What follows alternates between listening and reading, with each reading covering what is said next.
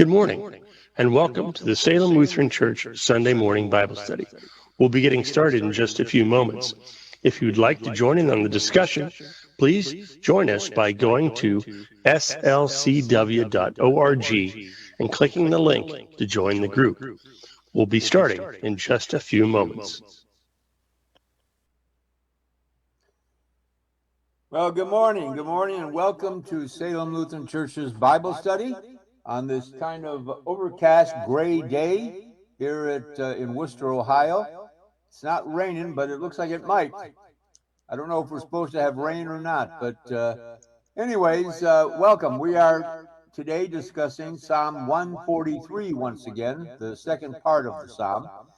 And just to review briefly, I mentioned last week that there are two different theories about when Psalm 143 was written. What was the occasion? We know it was written by David because it's called the Psalm of David in the title. But there are two theories. One, that it was written during the time when David was fleeing Saul, when Saul saw him as a threat to the throne, and so David had to go into hiding. And there were several psalms written from when David was hiding out in a cave. The second theory is that it was written during a time when his son Absalom rebelled against him. And David was forced to raise his army and to go do battle with his own son. I'm one of those who thinks it was written during the time of the rebellion by Absalom, because it kind of mirrors some of the other psalms that we know were written by David during that very same time period. One of the psalms is a psalm that I use quite a lot during funeral services. It's a psalm that begins by saying, "I will lift up mine eyes unto the hills, from whence cometh my help. My help cometh from the Lord." Expressing in that psalm David's deep grief when he learned after the battle had been fought that his own son Absalom had been killed in the battle. So we think this psalm was written during that same time period, either before or during the battle. I'm thinking it was written probably during the battle before David got the word that his own son had been killed.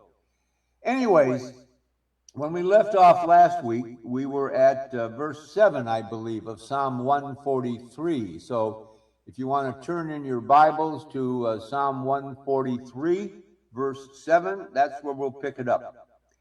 And here we notice that David is talking to God, and he's asking God for a quick answer. He has prayed to God for an answer to his plea, and he wants an answer quickly from God. And so he says in verse 7, "Answer me speedily, O Lord." And again, the word Lord is translated from the Hebrew word Yahweh. And Yahweh is always used when we're talking about the covenant God, the God who made his promises to Moses at Mount Sinai and to the people of Israel that he would be their God and that they would be his people. If you remember the story of Moses at the burning bush, when God comes to Moses to send him down to Egypt to get the people out, Moses presents all kinds of reasons why he shouldn't go. I'm not a very good speaker. I'm not a good leader. And God keeps knocking away all of his answers, all of his questions. And finally, Moses says to God, "Well, when I get down there, who shall I say has sent me? Which God shall I tell them has sent me?" And the burning bush response is, "Tell them Yahweh has sent you." And so Yahweh is always identified as the name of God when we're talking about the covenant God, the covenant relationship where God promised that he would be with his people and that they would be his people. And so here's David grabbing onto that promise by God that he would be their God and he would be with them always through every moment. And so he says, "Answer me speedily, Yahweh. You made a promise that you would be with me, that you would be the God of our people, that you would always be with us."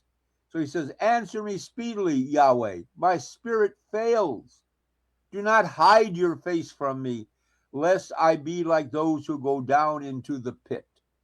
And the word pit there actually is the Hebrew word Sheol, which I'm going to talk about in just a few minutes. But I love this opening verse in 7 because it reminds me of one of my favorite little quotes. Those who know me know that I'm not a very patient person. I always remember Suzanne Miller, who was my director of children's ministries when I was at Zion. And somebody asked her one time, "What is it like to work with Pastor Nathan?" And she responded, "Oh, it's fine, just as long as you always remember that he wants everything done yesterday." So I'm not a very patient person. And I remember my wife made a sampler for me one time, which I had hanging on my wall near my desk when I was the pastor at Zion. And all it said on it was, "Oh, Lord, give me patience and give it to me right now." And so that's kind of what we hear David saying. Answer me speedily, O Lord. Answer me now. My spirit is failing. Do not hide your face from me. Do not turn your face from me, but answer me, lest I be like those who go down into the pit, to Sheol. And what was Sheol? Well, in ancient Hebrew theology, they didn't really have a concept for what we would call hell. For them, Sheol was what we might consider hell, but it really wasn't. Sheol, according to Hebrew thinking, was the place where one went when one died. One descended into this like holding cell, and that's where the souls would remain until the time when the Messiah would come. And when the Messiah would come, he would go down to Sheol to release those souls so that they could fly up to heaven.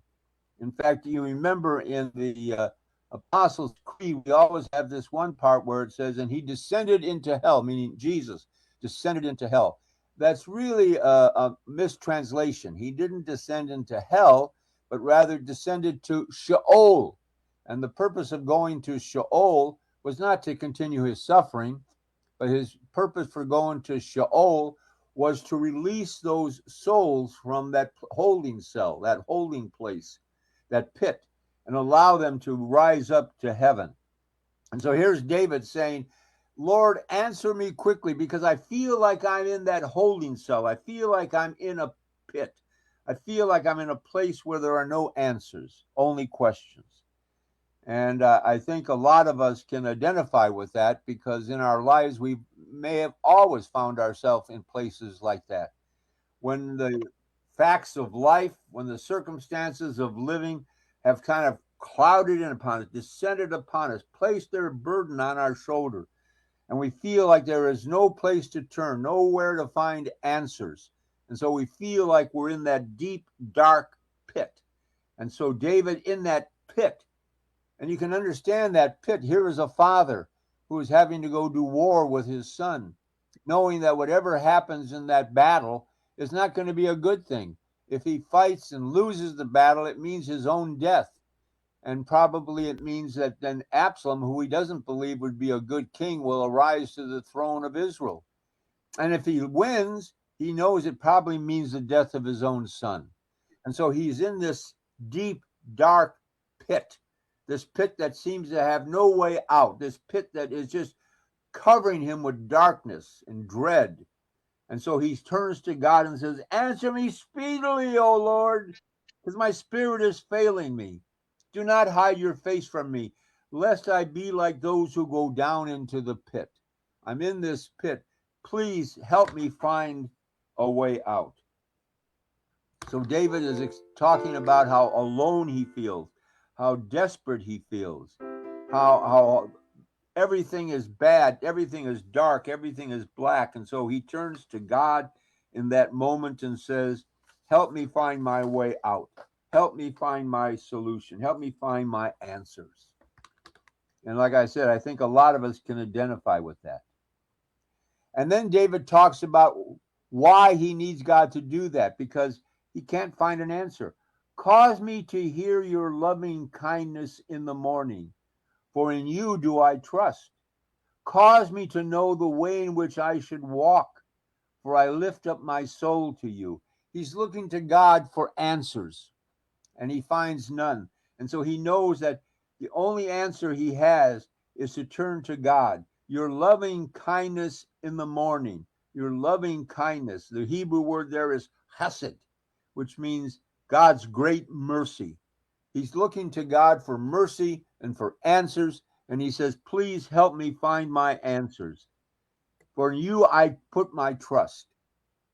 And that is a hard thing for us to do. I think that for us to let go of our own control is one of the worst things that we have. And so we turn to God sometimes only when we can't figure out. To put trust in God means to let go and let God be God. I always remember a couple that came to me for marriage counseling years ago. And the husband sat down and he looked at me, and the first thing he said to me in that session was, well, Pastor, we've tried everything. We've gone to marriage counselors, we've gone to marriage workshops, and we can't find any answer. So we thought we'd give you a shot at it. And basically what he was saying is that we tried to figure it out ourselves. We tried to come up with an answer. And having failed that, we thought, well, we'll give God a shot at it. And I think that's true of all of us. The last thing we do is turn to God. The last thing we do is to let go of our own sense of controlling things. We always want to be in control. We always want to be able to find the answers. And I know that's true for me. I always felt that there was nothing I couldn't answer, no answers I couldn't find. And to let go and to let God give me the answers, that was really difficult for me. And it's difficult for David. He says, cause me to hear your loving kindness in the morning, because in you I trust. Cause me to know the way in which I should walk. Tell me what I should do. Tell me what I should do in this terrible situation. For I lift up my soul to you. I can see David lifting up his hands, pleading to God, help me find my way out of this darkness. Help me find an answer. Hard for us to do. Hard for us to do as people. We tend to want to be in control. We tend to want to come up with the answers ourselves. We don't like to give up control. And then David goes on to talk about how these enemies of his are just crushing him. And so he says in verse 9, deliver me, O Lord, from my enemies, for in you I take shelter. Finally, David comes up with that beautiful statement of faith, saying that the only answers I can find in life are found in you. When all else fails, you will be my shelter. You will be the one that will protect me. A shelter is a place that protects us from the storms of life. You know, when a storm is brewing, we run to our homes. We get into our homes. We go down to the basements. We find our shelter in our homes. And so he says to God, be that for me. Be my shelter. Deliver me, O Lord. Deliver me, Yahweh. The covenant God. Deliver me, Yahweh, from my enemies. In you I take shelter. And then he pleads in kind of a helpless way, looking to God for his answers. He says, teach me, in verse 10, teach me to do your will, for you are my God. You are Yahweh. You are my Lord and my God. Oh, trying to find the next line. Your spirit is good. Lead me in the land of uprightness. And so he turns to God once again and says, look, I just don't know the answers. I just can't figure this out. And the only hope I have is that you will provide me. You will help me walk the way in which you want me to walk. And so I turn to you. Teach me to do your will. I can't figure it out. Cause me to hear your loving kindness. Lead me in the land of uprightness, for you are my God. You are my God. The hardest thing for us to do, as I said, is to let go and to trust God, to put our absolute trust in God and believe that not only is he with us, but that he will provide us with answers. And that's what David is doing. Your spirit is good. You are my God. Lead me in the land of uprightness. Tell me what to do. Tell me what to do here, because he doesn't know what the answers are. He just has given up. And so he concludes the psalm finally by saying, revive me, O Lord, for your name's sake. For your righteousness' sake, bring my soul out of trouble. In your mercy, cut off my enemies and destroy all those who afflict my soul, for I am your servant. David was a tremendous man of faith, in spite of all of his shortcomings, and he had many. His primarily the enemies that he had to encounter came within his own family. As we mentioned once before, David, I think his one weakness was women. He ended up having several wives, children by several wives, and you can just imagine the chaos in the palace. I mean, here's a guy who had several wives, produced several different children, and you can just imagine the rivalry that must have been created there between the women, first of all, vying for the king's attention, wanting to be his favorite. And then all the kids, I mean, the half brothers and the step brothers and everyone vying for authority, all wanted to be the next king, all trying to jockey around for positions.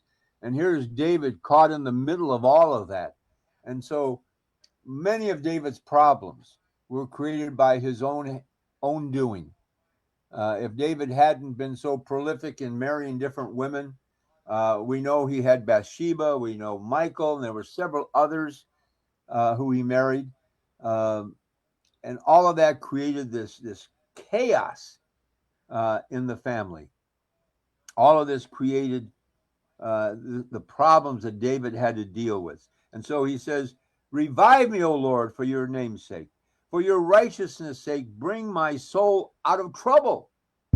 In your mercy, cut off my enemies. And you can almost see God just shaking his head saying, well, David, you created your own problems.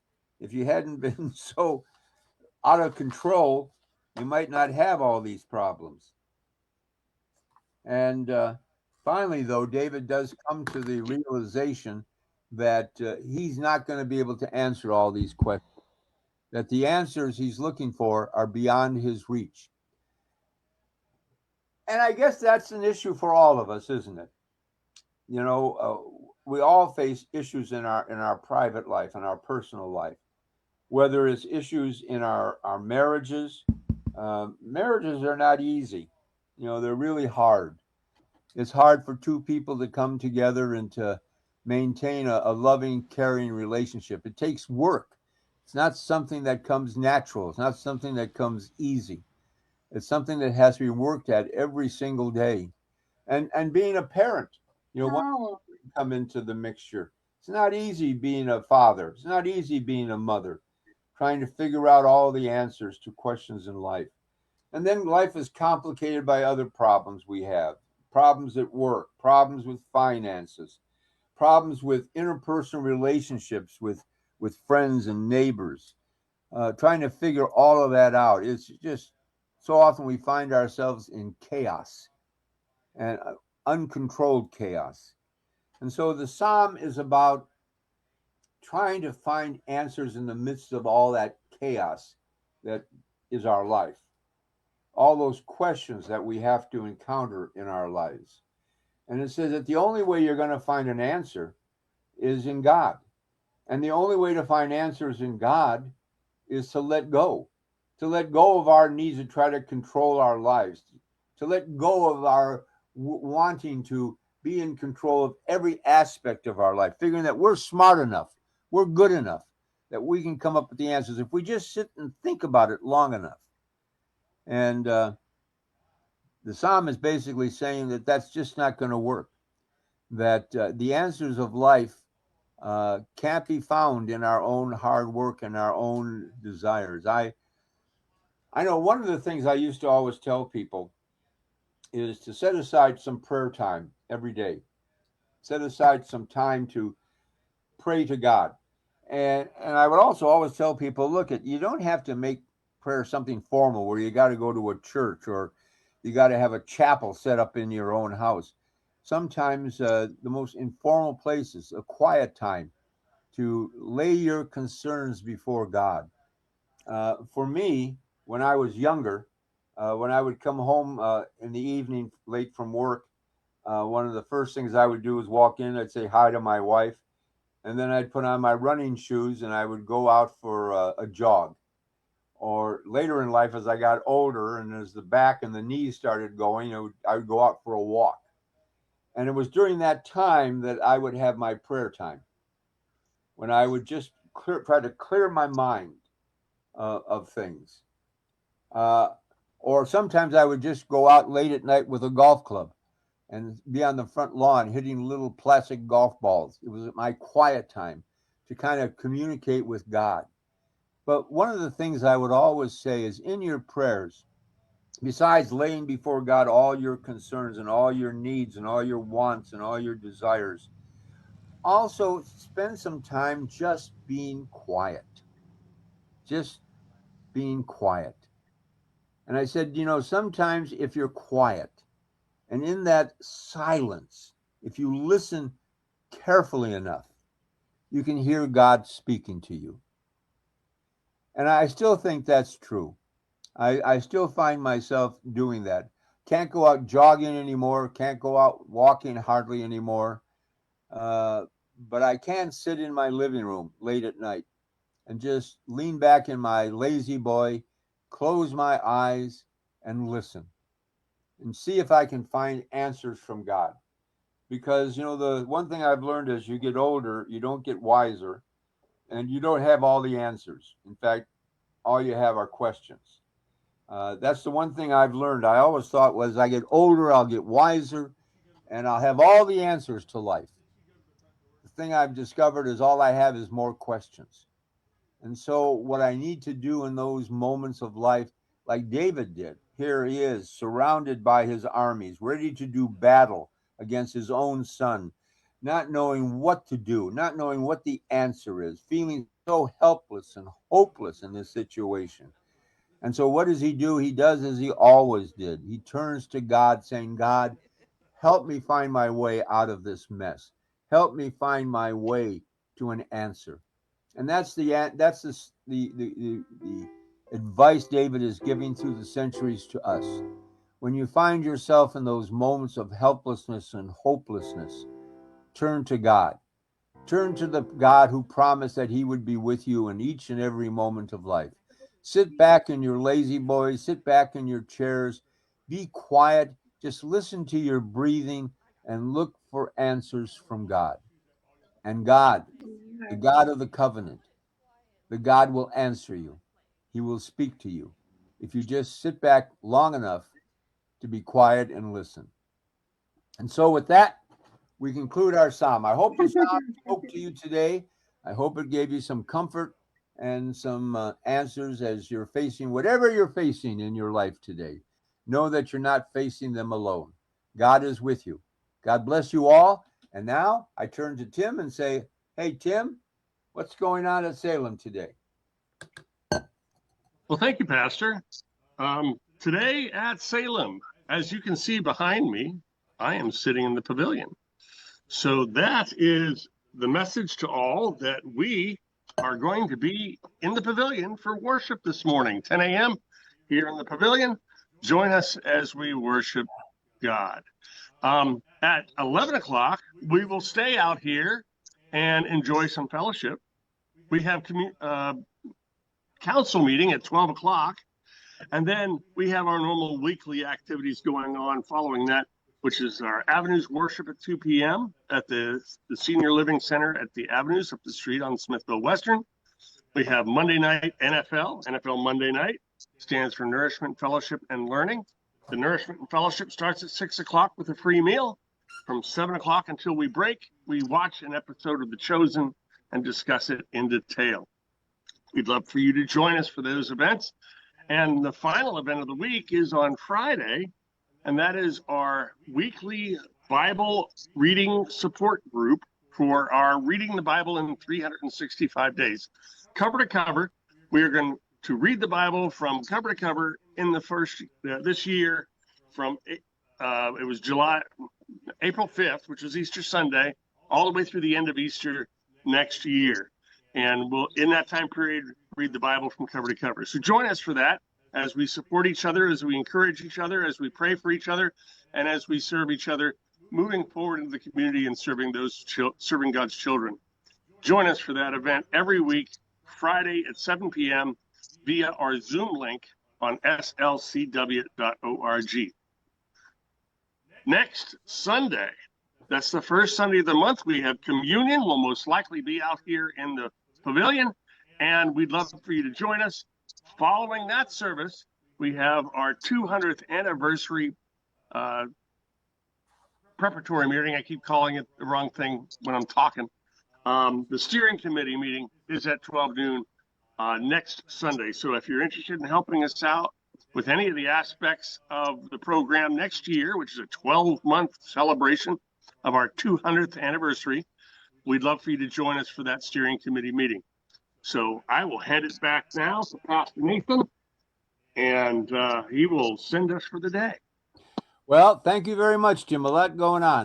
Anyways, I hope that you'll all join us next Sunday. We'll be discussing Psalm 144. We're getting towards the end of the book of Psalms. Psalms has 150 Psalms, so we're about 7 Psalms away from completing the book of Psalms. Anyways, I hope you'll join us next week for Psalm 144. Until then, may God's blessings be with you. May his love shower itself down upon you. May he keep you always in his love. But most of all, may God keep you smiling until we meet again. God bless you all and have a great week. Thank you, Pastor. Thank you, Pastor.